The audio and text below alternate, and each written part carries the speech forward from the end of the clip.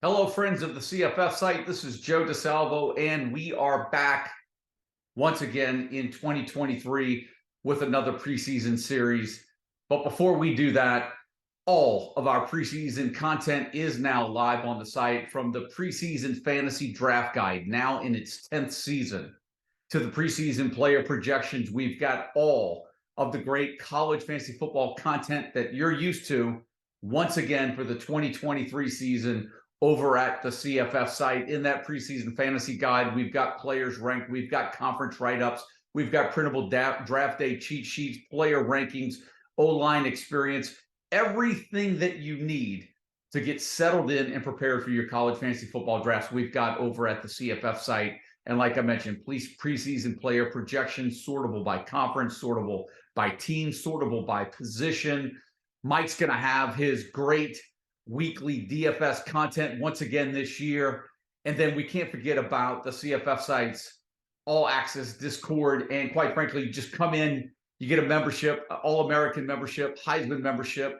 You get an invite to that Discord. And there are some that would argue that really the yearly price for a subscription at the CFF site is worth it just to be in the Discord alone. You get all kinds of college fantasy football information, college football information, whether you do prop betting, whether you do any type of gambling, college fantasy football, player news, and on game days, the Discord is really where you're going to be, where you want to be to get all of that late breaking player news before kickoff. So that's it. Like I said, Mike Bainbridge and I were tirelessly working hard throughout the spring to get the preseason fantasy draft guide ready. And Mike and I are about to kick off our preseason series where we go into the conferences and we take a look at the teams individually, team by team. We'll go conference by conference, and we'll get those out to you guys here in the preseason throughout the month of June and into July. And we're also kicking off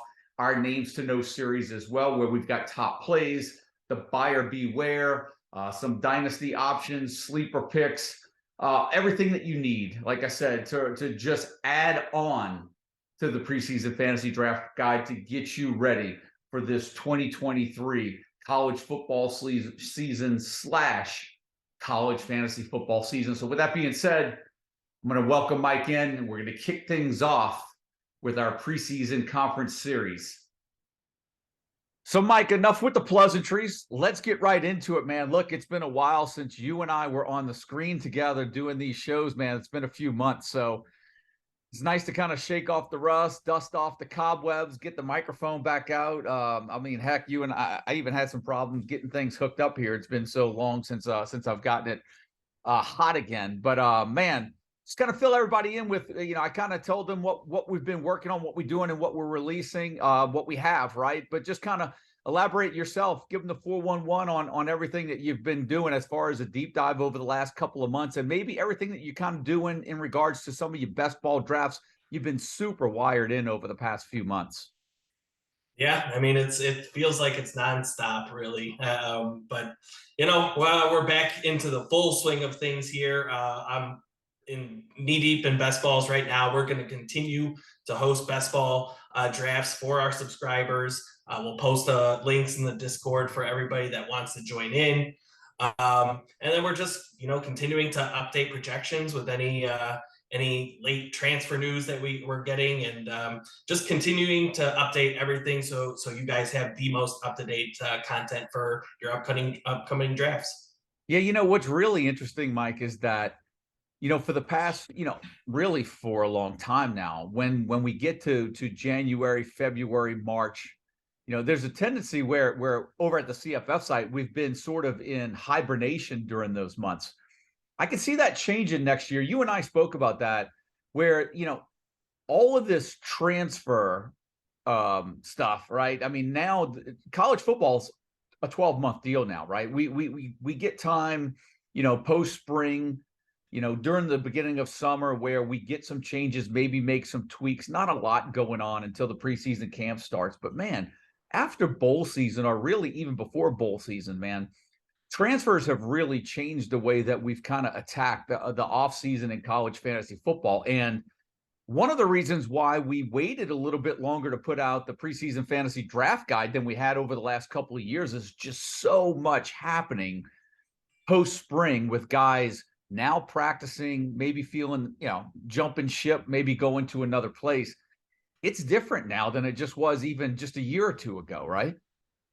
Yeah, I mean, that's why I said we're constantly updating our projections. We're constantly updating the guide. We waited until the very last minute, hoping that Zakhari Franklin would commit somewhere, and that just so happened to be after our release date. But honestly, it kind of makes sense. They're doing the same thing on the basketball side. To be honest with you, like these guys are waiting till the last minute Yep. to decide maybe to enter the portal because you know what, a team maybe gets desperate, like an Ole Miss who loses a Chris Marshall to suspension or whatever caused him to be removed from the team. But these guys are now waiting until that last minute so they can make the most of their value and maybe get a potentially a bigger bag from NIL donors. Yeah, that's a great point. Zakhari Franklin was really kind of like the last big domino we were waiting to fall, waiting for him to land, and he did land somewhere after we published the guide. But like we say every year, it's the best thing about the guide is that we continually update the guide and the projections all throughout the spring, all throughout the summer leading up to preseason. So everyone's going to definitely get this money's worth. And look, to all the subscribers and members that came in this year, we kept it very static. Most of the prices that we had last year, we came back again with this year. Obviously, we did up the guide a little bit, but we added a lot to the guide last year, and I think that was warranted. But for everybody that came in at the Heisman level, All-American level, those prices stayed the same. And some would even argue that getting an invite into the Discord is worth the price of admission just in itself with all the stuff that you get into Discord, right? I mean, you're in there now. You might have even added we've got the prop channels in there now. So kind of give them the 411 since this is the first show with the Discord, Mike, on everything that's created in that before we jump into the conferences. Yeah, I mean, everybody that's jumped in already has been a part of it for the last 2 years. Seemingly, the people that take advantage of it the most because it is such a useful tool, and that's kind of the feedback that we get is that I believe our content is top notch, but some people will say that the Discord and the information that is provided and the chatter that can be had with fellow CFF players as well as with us is worth the subscription dollars that you pay in itself. So, information is crucial, vital to college fantasy football, and we're posting injury news, player information, what have you, in that Discord. So you want to be in tune with that now and during the college fantasy football season. Yeah, I'll say for as good as the content that we provide people for college fantasy football, the community in the Discord itself really does a great job at really helping out the entire community and us as well, getting information in there really fast. So thank all you guys that have come in. Have already gotten in the Discord server, and I know many of you all are still to come. So, Mike, let's kind of jump into the conferences, man. That's why everybody's here. We're going to start like with the AAC, right? Nothing shiny to start with the AAC. A lot of reshuffling of the deck, though. So, most people, some people, maybe not even aware that there were some teams that kind of hop conferences other than just in the Big 12, but reshuffling in the AAC, Conference USA as well. So, let's start at the top where Charlotte's had some reshuffling in themselves at the top, right? Biff Poggi, I think is his name, that new head coach there. Poggi, yeah. Poggi, yeah.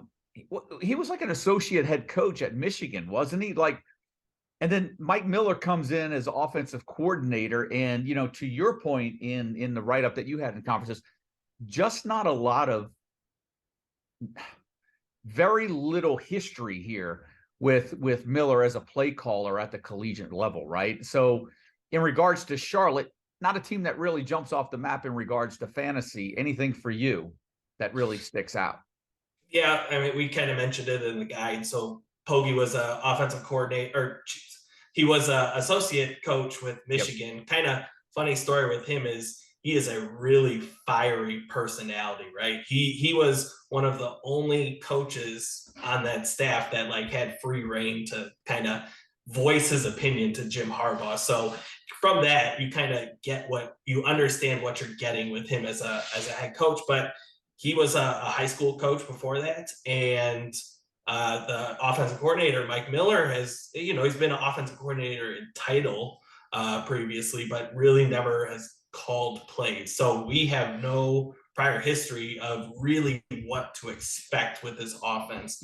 So we're not drafting anybody, plain and simple, unless you're in 30-plus round type drafts. A couple of guys for my interest, Darrell Robinson, I think is going to start over Shadrick Byrd at running back. I think we still have Shadrick Byrd as of now, but I think that could flip flop once we get into week one. And then at receiver, Jaden Bradley, a Pittsburgh transfer, 6'3", talented guy. I don't think Pittsburgh wanted to lose him, but he wanted more opportunity, entered the portal. So that could be a guy potentially you see on the waiver wire if things start to click with this 49er offense. But just no prior precedent of really what to expect with this offense. So I'm kind of just monitoring and see how they start off this season. Yeah, and they're starting over at quarterback too, right? You've got Chris Reynolds out of there. We've got Jalen Jones projected right now as a starter. Elijah Spencer, who was their best receiver, he transferred out to Minnesota. And like you said, they brought in Jaden Bradley and just a lot of unknowns here with Charlotte. So for us, it's really more of a wait and see. Now, let's head over to East Carolina, Mike, where the Pirates lost nearly, 80% of their offensive production from last year. Where should we be looking at with East Carolina? Obviously, you've got Mason Garcia there at quarterback.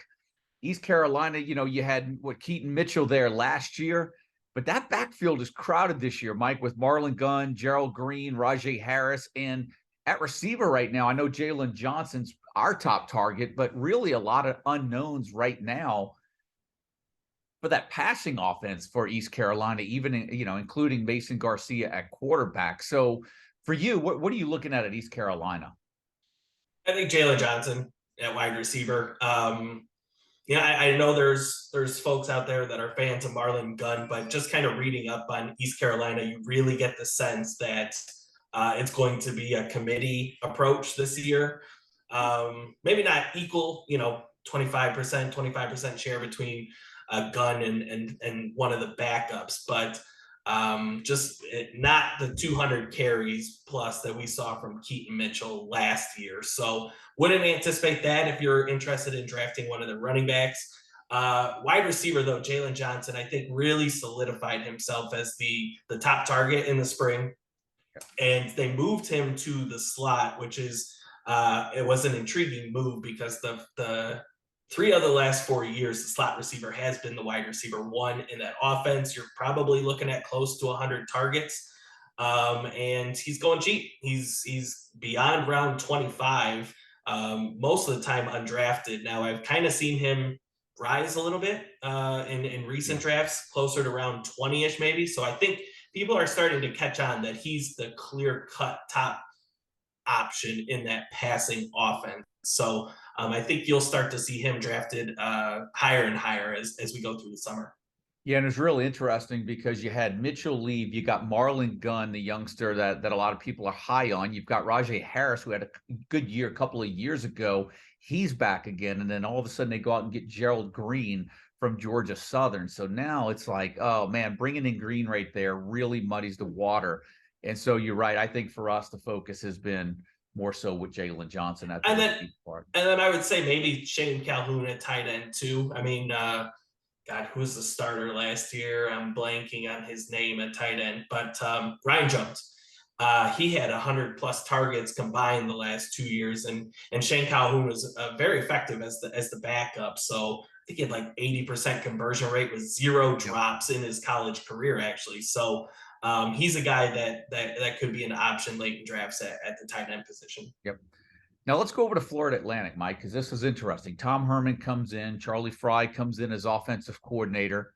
They bring in Daniel Richardson, the quarterback from Central Michigan, and then they get a commitment from Casey Thompson after he hit the portal after leaving Nebraska. You've got Larry Kamen back. Kobe Lewis, who's kind of bounced around, went to Purdue after he started his career at Central Michigan.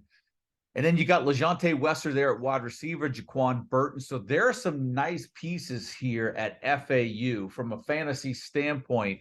Where are you feeling most confident right now?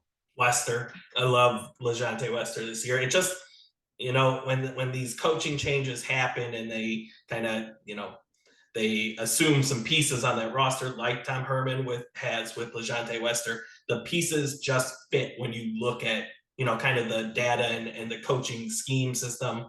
And the slot receiver under Tom Herman absolutely thrives. I think it's been 4 out of the last 5 years that the wide receiver one has been in the slot under Tom Herman at the collegiate level. And you kind of even dig even further when you just, square peg fits in a square hole. Charlie Fry, the offensive coordinator, when he was at Central Michigan, loved feeding Khalil Pimpleton, also a slot receiver, also a receiver that they utilized in the running game. He had 5 rushing touchdowns in 2 years. Wester has done very similar things in the past under the previous regime. So that felt like just a perfect fit, and I think he's going to be a 100 target guy in this offense. Yeah, and we talked a little bit about Kobe Lewis coming in, and for me, I cooled a little bit on Larry McCammon. I know I was super high on him at the beginning of the spring when you and I first started. I think I'm back on him. I really like Larry McCammon. For me, one of those backs. We haven't projected under 1,000 yards and 8 touchdowns right now, Mike, but I do feel that he's got potential to go over 1K and double-digit touchdowns in this offense if they really get some things clicking. Yeah, and I think even if not, just looking back, they utilized their running backs in the passing game quite a bit. Looking at like 20 to 25 receptions per season. So that's going to boost his value, even if he doesn't hit that 1,000 yard mark. But he's going to have to, fight for carries with Kobe Lewis, like you mentioned. Yep. And then Casey Thompson is going to, typically in the system. Now they've had better athletes, Sam Ellinger, who was the Houston, Derek King. These guys are better runners than Casey Thompson is, but you're looking at 100+ carries from the quarterback in this scheme, which I don't think they'll be shy about using Thompson in the running game.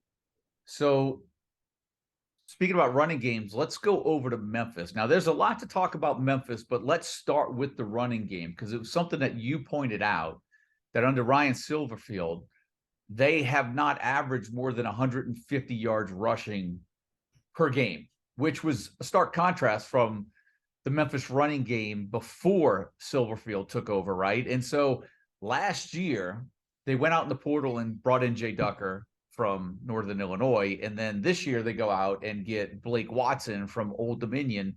You still got Brandon Thomas back as well. Do you think that there's a chance that we get more of a running game out of Memphis this year, or are we going to get more of the same from the offense from last year? If you look at our projections, I think we're assuming more of the same. I mean, they bring essentially everybody back. I think some guys will fall out of favor now that Blake Watson transferred in. Like, I don't think Brandon Thomas is getting 9 rushing touchdowns again. Right. So probably Blake Watson will assume a healthy chunk of that.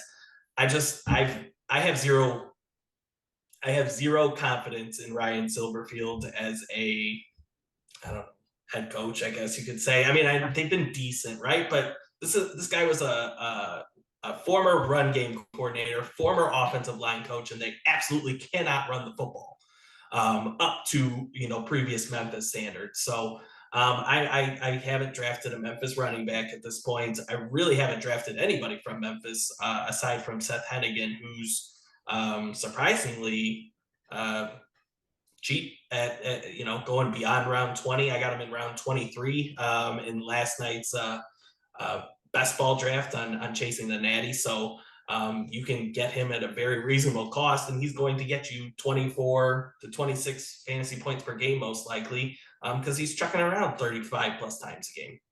Mike, last year in that offense, Caden Prieskorn caught 48 passes, 600 yards, 7 touchdowns. He transferred to Ole Miss. Anthony Lamphere is who we have projected at wide receiver 1 this year.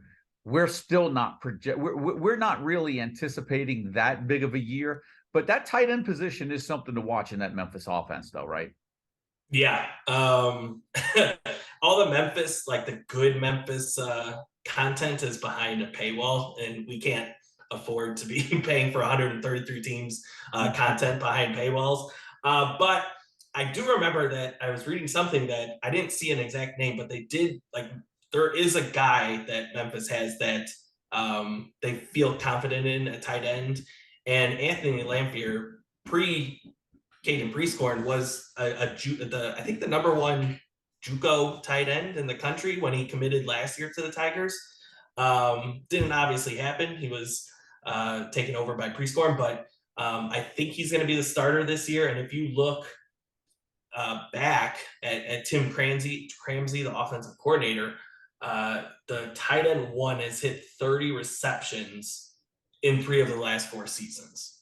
Yep. So we don't know exactly that it's going to be Anthony Lampier, but this is a scheme that has produced good tight end production in the past. So he's a good bet, very late in drafts. Now let's go over to the Naval Academy, Mike. Obviously, we've got a new head coach. The defensive coordinator, Brian Newberry, was promoted to head coach over there. The offense is going to be led by Grant Chestnut, who comes in from Kennesaw State, runs a spread option. Very successful offense at the FCS level in regards to rushing the ball. But are we really going to expect much of an upgrade from this Navy offense right now? And do you want to talk a little bit about that quarterback position? Because a lot of times at Navy, that's the position of value in that offense. And right now, going into the new season, we're not 100% convinced that Ty Lavatai is going to get the call for Navy, are we?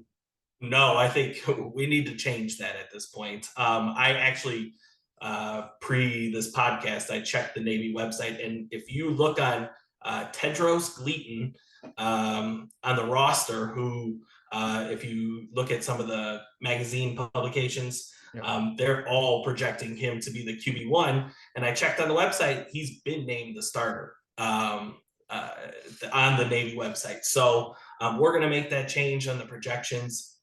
It's very interesting. 6'1", 214 pounds.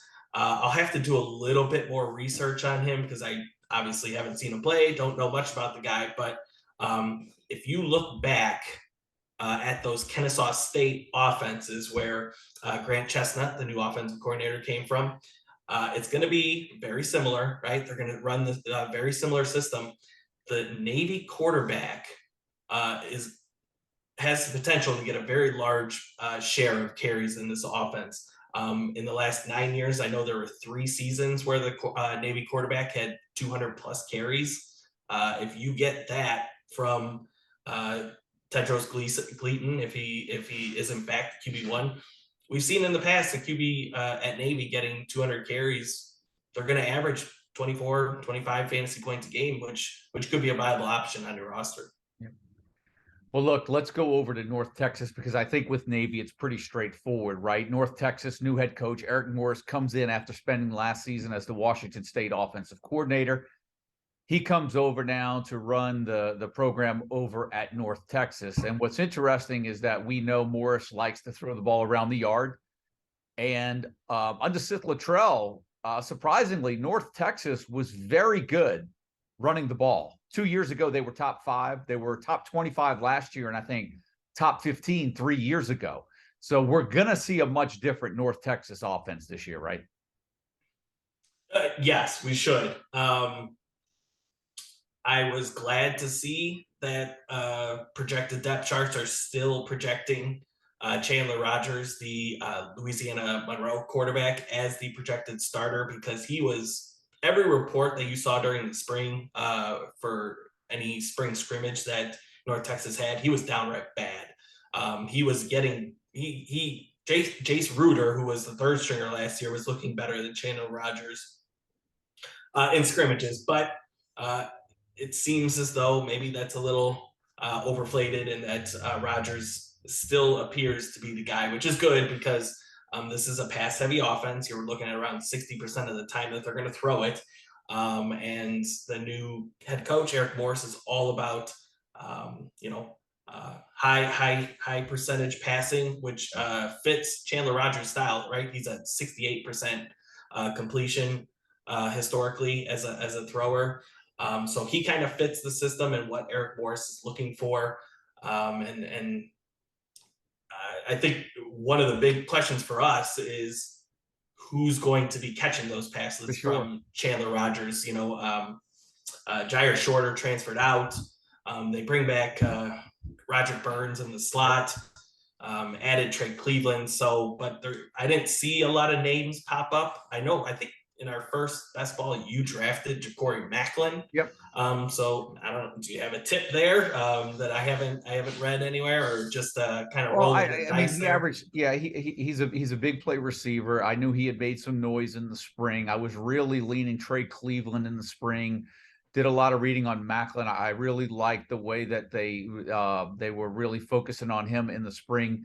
They brought in some. I mean, look, you got Blair Kahn right there. I think he came in from TCU, right? Trey Cleveland from Texas Tech. You got Macklin there. You got Roderick Burns.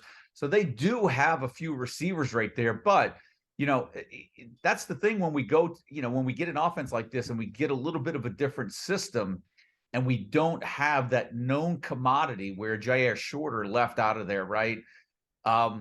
This is one of those teams where you can really late in a lot of drafts take a flyer on one of these guys and one of them might actually hit. This is the type of offense that you want to do that in.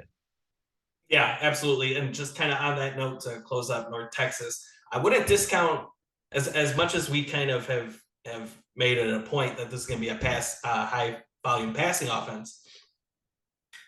They get all four of their top rushers back. I believe 4 starters along their offensive line, and this was a group among G5 teams where the North Texas running backs had the 4th most fantasy points scored among G5 teams. So this is a good rushing offense typically for an AAC type team. And the running back one, typically under Eric Morris, has averaged around 19 fantasy points a game, which, not always doing it via the run, but catching passes as well, as we saw with Nakia Watson at Washington State last year. So I take Ragsdale, maybe take a shot late. He seems to be the running back one heading into this year. That's a good point. Nakia Watson had 9 rushing touchdowns and 4 receiving touchdowns last year. So to that point, if someone out of that group does establish themselves as, solidifies that running back one spot and becomes that Nakia Watson this year, you've certainly got a fantasy target right there. So fantasy appeal for sure. Let's go over to Rice, Mike. 2 receivers that we have there, Luke McCaffrey and Brad Rosner, right? 2 guys that are on the fantasy radar right now. So it's interesting that, did they finally find a quarterback in JT Daniels, or is he just going to be a career journeyman that's never going to pan out anywhere? I think that's really the biggest question for this offense. They've got McCaffrey, they've got Rosner, but can Daniels live up to anything close to what we thought he would be when he started his collegiate career? I think we already know the answer to that question, but look, he's taking a step down, right? I mean, who knows? He's playing in the AAC this year. No Houston, no Central Florida, no Cincinnati. Some of the better defenses left this conference. Yeah, and I mean, let's be honest, the strength of this roster, in terms of a personnel grouping, is their wide receivers. They bring back 4 of their top 5. You mentioned it, Rosner and McCaffrey are really, really good G5 wide receivers. And all we really need from JT Daniels, look, I don't advocate drafting him even in a 30 round draft, but we just need him to be good enough to support these very talented wide receivers. I don't have any confidence at this point that Rice can get the running game going, because I mean, they haven't shown it in 2, 3, 4 years at this point. So right. It really didn't add anybody in the portal. So it's all about this passing game for me. And they've increased their rate of pass each of the last 3 years. So I don't know. I hope JT Daniels is serviceable enough to support these talented wideouts. Yep, for sure. So let's go over to SMU. Preston Stone taking over at quarterback, Mike. The offense here, I mean, look, he's still bringing in transfers, right? Rhett Lashley, right? You got Kamar Wheaton came last year. You got L.J. Johnson coming in from A&M at running back. Jalen Knighton coming in at running back from Miami this year. For me, they brought in Jordan Hudson, the receiver from TCU, the transfer. I really am big on Jordan Curley this year at SMU. Give us your thoughts on the Mustangs real quick. Yeah, I wasn't in on Curley, but he solidified himself in spring practice from what it seems. I know he caught at least one touchdown in the spring game. He solidified himself as wide receiver one.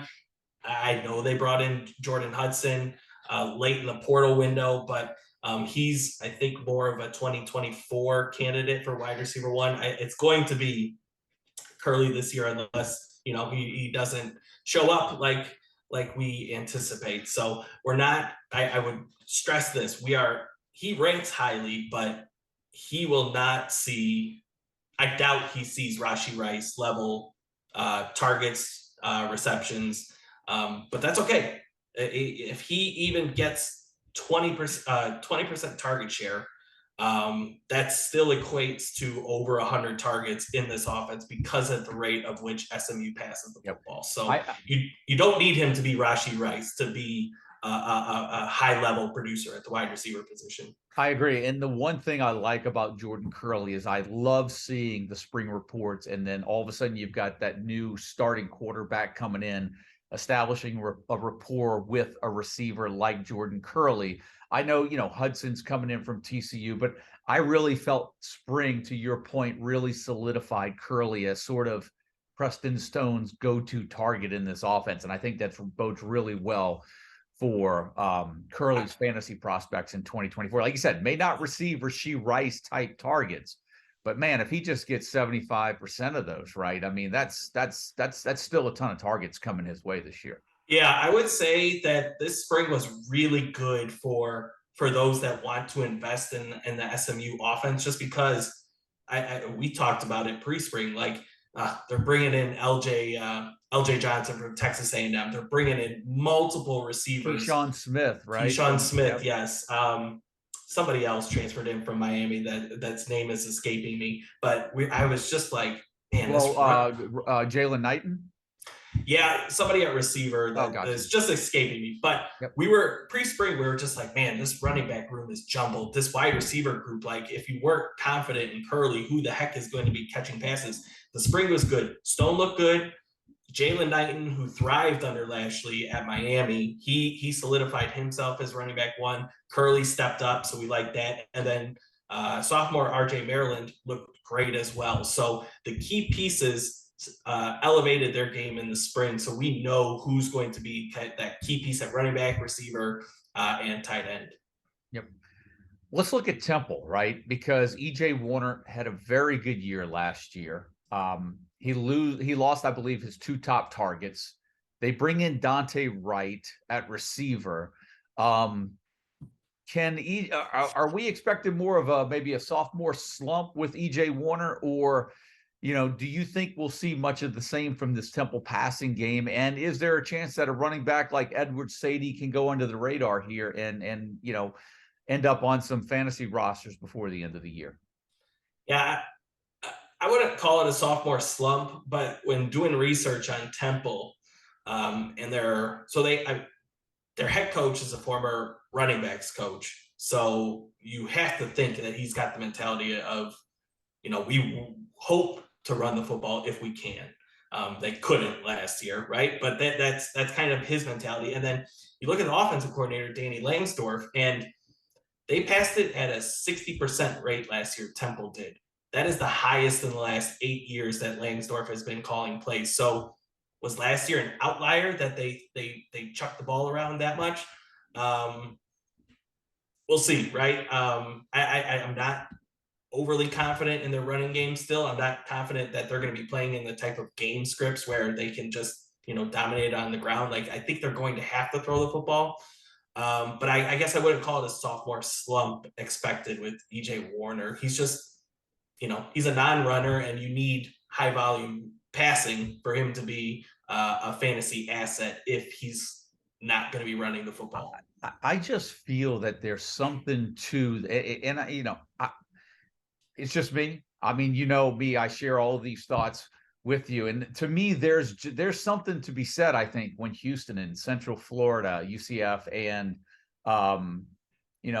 Cincinnati leave the conference, and all of a sudden Temple's not playing, from 28-0 behind anymore. And I'm just wondering if some of the better defenses leaving this conference does help a team like Temple become a little bit more balanced, or does help a guy and that offense like Temple offense and EJ Warner be a little bit more efficient. So like you said, we're going to have to see.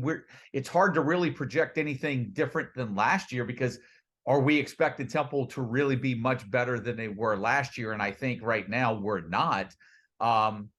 And I don't think we're drafting anybody off of Temple, but I'm curious just to see how the relocation of Cincinnati, the migration of those teams, Cincinnati, UCF, and Houston over to the Big 12 really affects the offenses in this conference. Yeah, I would say to one of your points that there's two guys we are targeting. Amada Anderson, we initially were going with Dante Wright as the wide receiver one.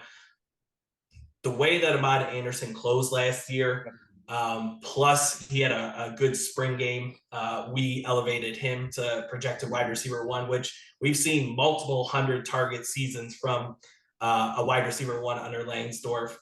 So he's draftable, probably beyond round 10, but in a PPR format, preferably. Yep. And then tight end David Martin Robinson, I think. I forgot about him. Yeah, great point. I forgot about David Martin Robinson. Yeah, some people have him top 10 tight end. I'm not that high on him, but the way he closed, he 21 receptions in the final 3 games. He missed the first 3 games, so his numbers last year should have been better if he had played the whole year. And there's 167 targets to assume with the top 2 receivers gone. So I don't have him top 10. I don't think you do either. No. Some people view him as that, but he's a draftable prospect at tight end. So let's switch over to Tulane, right? So Tulane promotes Slide Nagel, their tight ends coach, to offensive coordinator to hopefully maintain some continuity within the offense. Michael Pratt back at quarterback. I mean, look, this is a Tulane team that made the biggest historical turnaround in college football history last year.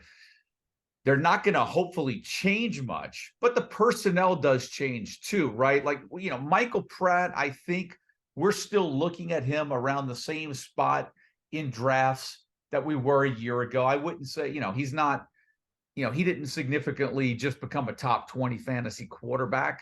So I think he's going to be somewhere right around where he was last year. For me, though, the Tulane, where the whole flip of the coin comes in, is last year you had Tyjae Spears, who ran for almost 1,600 yards and scored 19 rushing touchdowns.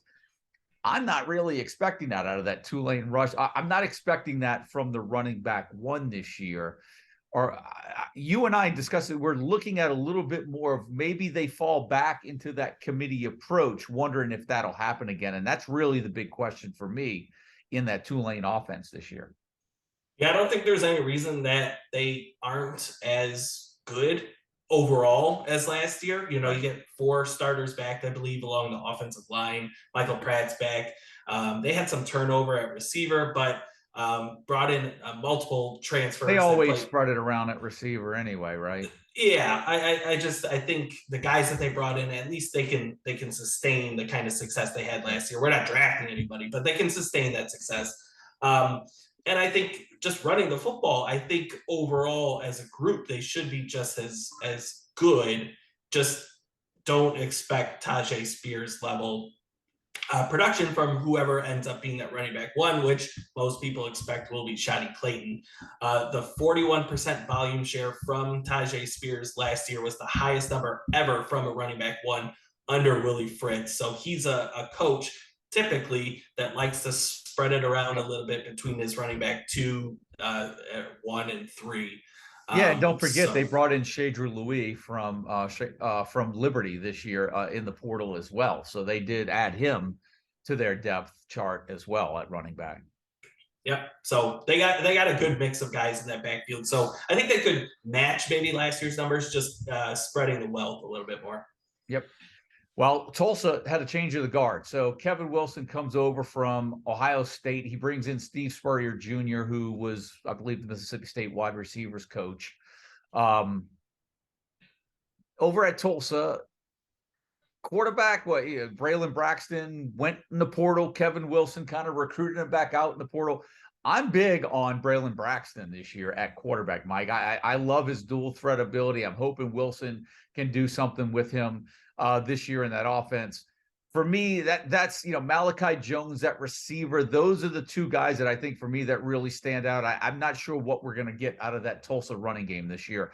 Are there a couple of other names or another name besides Braylon Braxton at quarterback or Malachi Jones at receiver or anything you want to add to those two guys? No, I think those are the only draftable prospects. I can't even tell you what our projection is for the running backs at this point. I have no idea who's going to be the starter there, but you expect first year they might be playing from behind this year as they turn over the roster. So we're more invested in the passing game. I would caution this. I loved what I saw from Braylon Braxton last year to close the year. I think he hit 360 total yards and 4 TDs against Houston in the finale. I would caution with this. The first season that Kevin Wilson coached at Indiana, they threw 7 passing touchdowns for the entirety of the season. So, you only bring back 42% of the production from last year. It could be a bumpy road to start, but I think you want to just take note, watch some Tulsa games, take note of how these guys look, because Braxton's a sophomore, redshirt freshman, a sophomore, one of the two. Malachi Jones is a sophomore, I believe. Yep. Multiple years of eligibility left. So these guys could be very good down the road once Kevin Wilson fully implements his system. So Braxton, Jones, and then we'll see. Well, to my point that I mentioned probably 3 times already, not to beat a dead horse, but Kevin Wilson isn't exactly playing Iowa, Wisconsin, Ohio State, Minnesota anymore either. He's in the AAC. So hopefully they're going to have more than 7 passing touchdowns for Braylon Braxton. Quite honestly, if he could double that number, that would be great, because he should be able to do some damage on the ground while using his legs a little bit too. Yeah, he's a big boy at 222 pounds, so he can throw that around a bit. Well, talking about uncertainty, let's go over to UAB, because I think that's where things kind of get a little hairy with Trent Dilfer coming in. And so the big question is, are they going to lean on that running game like they have? Or are they going to try to evolve this offense? I mean, look, Dilfer's already was quoted by saying they've got to get the hands in their ball players. They got to get the ball in the hands of the guys that can make plays. You would think that would be Jermaine Brown. And I know he had high praise for Demetrius Battle, who was a transfer that came in. So you're looking at more of it feels like a 1-2 punch at running back. You wonder, is this the year where Brown's not going to play second fiddle? Is he going to be the primary back? Or because they bring in a bigger back like Battle, is it going to be more of a thunder and lightning? For me, I don't know what to expect from UAB. That's what scares me off of Jermaine Brown Jr.'s value a little bit this year, where had the coaching staff stayed intact, I'd have been much, much higher on him this year. Yeah, similar to Charlotte. Like, you got a head coach that was in high school last year. Yep. And first-time play caller and offensive coordinator who was an analyst at Alabama. So there is 0 track record, really, at the collegiate level of what these guys like to do on offense. They only bring back, I think, 35% of their offensive production from last year. So a lot of turnover on the offensive side of the ball. They only bring back 1 starter along the offensive line. You can get Jermaine Brown 8th, 9th round. So you're not paying a hefty premium for him. But just all the talk during the spring was, we love the depth at the running back position. You mentioned Demetrius Battle. I didn't realize this. They got Isaiah Jacobs, who is Josh Jacobs' brother, I think, okay. Oakland Raiders. But he's 222 pounds as well. So I think Dilfer might have a type of what he likes at the running back position, which is 200 plus pounds. So we know they're going to run the football. You're not going to ask Jacob Zeno to throw it 30 times a game. That would be malpractice. But, how do they distribute the carries? Because I don't know that it's going to be 200 plus times like we saw with Dwayne McBride. Yep. Well, let's look at South Florida, Mike. There's a lot of questions there as well, right? You've got quarterback between Byron Brown and Jerry Bohannon, arguably probably still a quarterback battle. Running back, you had Brian Beatty head over to Auburn, right? Jared Mangum is now at he's went to Michigan State. Right? I got that right? Yep. You had the leading receiver last year. Now it's at Colorado, right? So there's a lot of gaps that need to be filled in this South Florida offense. We've got Yusuf Terry as the wide receiver 1 right now, and project Byron Brown as a starting quarterback with Naquan Wright as the top running back. Are any of these names really jumping out at you in some of maybe the best ball drafts that you've participated in since March? Yeah, it was Byron Brown. Kind of similar to Braxton, who we talked about earlier with Tulsa. Like, I absolutely loved what we saw towards the end of the year. I mean, he played Tulsa, I think week 12 maybe, and he posted 30 plus fantasy points against them, probably close to 400 total yards of offense. You look at some of the projected depth charts though with South Florida, and my mind is boggled by this, and I'm curious if you're with me here. I keep seeing in most of the projected depth charts that Gary Bohannon is the starting quarterback, and I would question the coaching hire if he's going to roll the dice with Gary Bohannon over Byron Brown.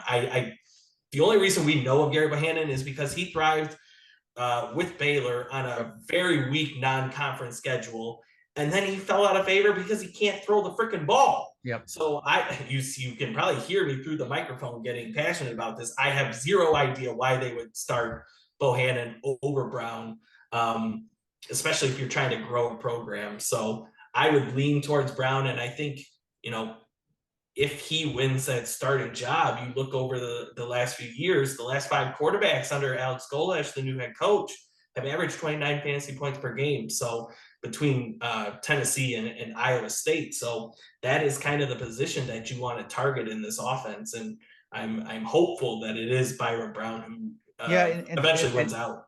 And to that point, Byron Brown could be, he's got some fantasy appeal because of his dual threat ability. Right now, we've got him projected for 400 plus yards, I think 5 touchdowns on the ground. So that speaks to the potential that he has, the dual threat ability that he has. And then the other thing that I'll just bring up and just kind of keep on the radar, running back Naquan Wright, we have him around the 700-yard mark, 8 touchdowns, but we also in that offense think he's possible. He's capable of catching 20 plus passes. The running back 1 in that offense. So we'll catch probably at least 20 passes in that offense. And if that's Naquan Wright, for some of you PPR guys that need a name in some of the deeper leagues, he's a guy to kind of keep on the radar on your watch list right now. That was his specialty at Florida, even though they didn't always utilize him like that. He's a tremendous pass catcher. And I would say the last 5 running backs under Alex Golesh have hit 9 rushing touchdowns. So we have him at 8. But that's a trend that the running backs can be a viable option in this offense.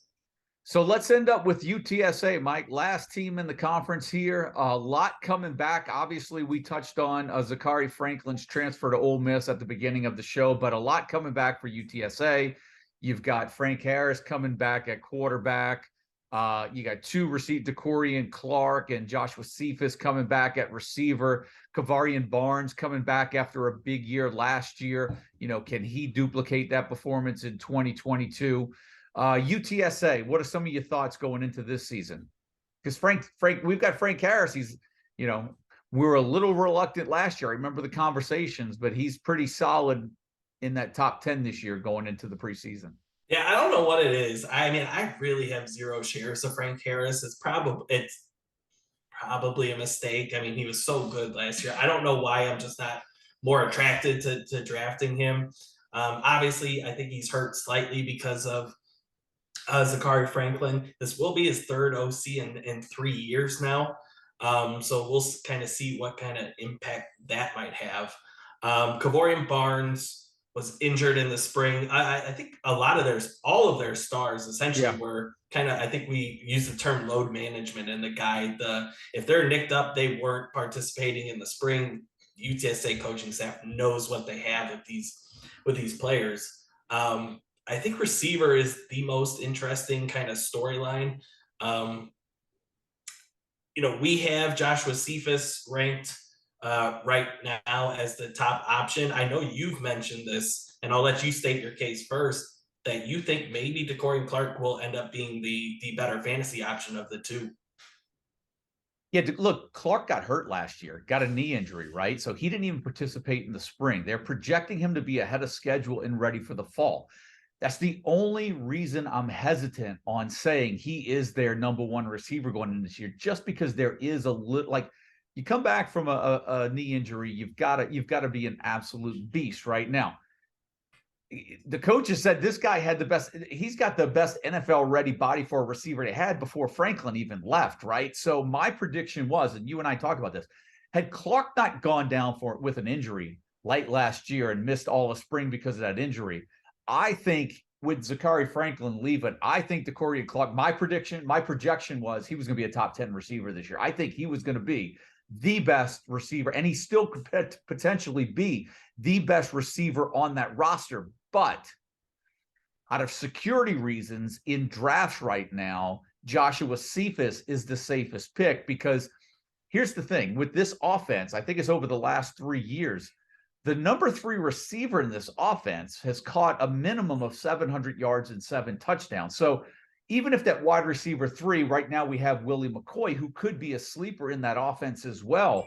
If I knew that DeCorian Clark was going to be 100% for fall camp, absolutely ready to go, he's my wide receiver 1. And for me, he's a top 12, 15 wide receiver, easy. But right now, Joshua Cephas, I'd have to pick over him right now just for security reasons, because I still feel that Cephas is still going to end up close to 900 or maybe 1,000 yards and double-digit touchdowns. Yeah, so on the Clark topic, he was dressed for the spring game. So take that for what it's worth, right? It's at least a positive sign that he's, not out there in a wheelchair or anything like that. He was dressed for the spring game, didn't play, obviously. I'm going to hit you with some stats. I was looking this up beforehand with regards to the Clark versus Cephas debate. A Pro Football Focus statistic, yards per route run, Clark was higher, 2.34 versus 1.99. ADOT, average depth of target, so how far downfield his targets were, Clark, 12.8 versus 8.2 for Cephas. So they're utilizing those two in different fashions. You're going to get deeper passes to Clark. And then you kind of mentioned it, higher yards per catch average and more touchdowns in just 9 games played. So assuming he's healthy, I think, it's very reasonable that Clark ends up being the wide receiver 1 there from a production standpoint. Yep. So, and look, Clark, we have our guys every year when you and I talk, and DeCorian Clark for me was one of those guys. And sometimes it's some of those guys that come back from injury. Last year I had all kind of shares of Muhammad Ibrahim, right?